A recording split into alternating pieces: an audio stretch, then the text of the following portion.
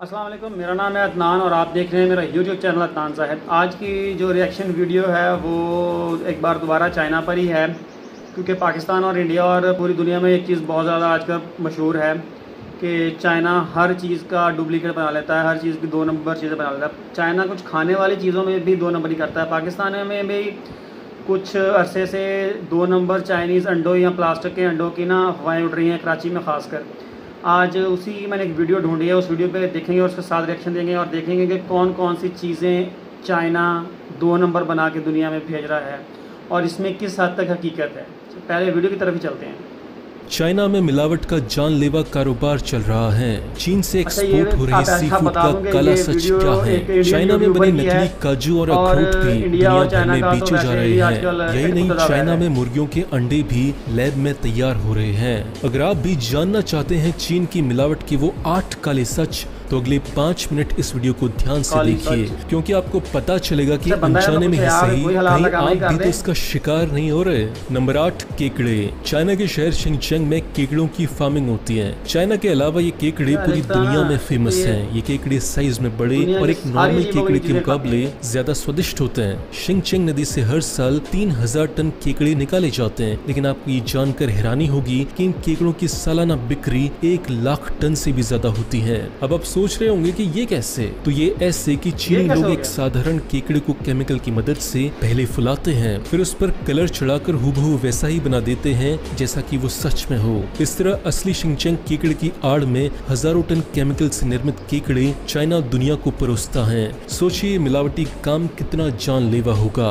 Number 7, lab में तैयार होते अंडे। अब इसी को देख लीजिए, यहाँ मुर्गियों के अंडे तैयार हो रहे हैं। जहाँ न तो मुर्गी है और न ही कोई मुर्गा। मिलावटखोरी की हदें पार कर चुका ये देश दूसरों की जान लेने पर तुला है। आपको जानकर हैरानी होगी कि इस नकली अंडे को तैयार करने के लिए alginic acid, potassium alum, gelatine, calcium chloride और नकली रंगों का इस्तेमाल किया जाता है। यही नहीं, अंडे का छिलका बनाने के लिए कैल्शियम कार्बोनेट का इस्तेमाल होता है, जिसके बाद ये हूबहू एक असली अंडे जैसा दिखने लगता है। अब सोचिए कि केमिकल से बना ये अंडा आपके पेट में जाकर क्या क्या कर सकता है।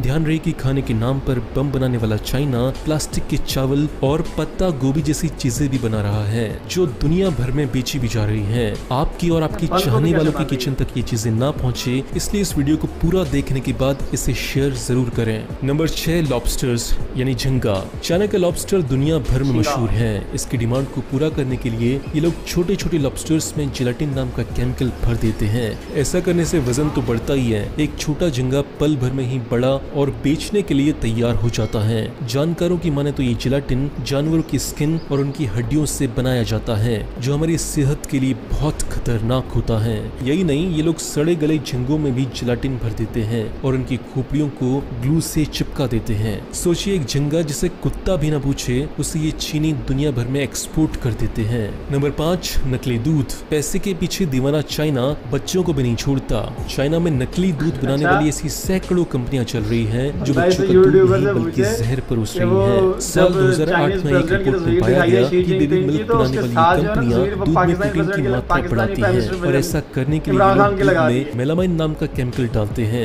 ये कितना घातक है ऐसे समझिए कि इसका लगातार इस्तेमाल एक वयस्क आदमी के गुर्दे फेल कर सकता है। जरा सोचिए कि नन्ही सी जान पर इसका क्या असर होगा। नंबर 4, नकली मांस।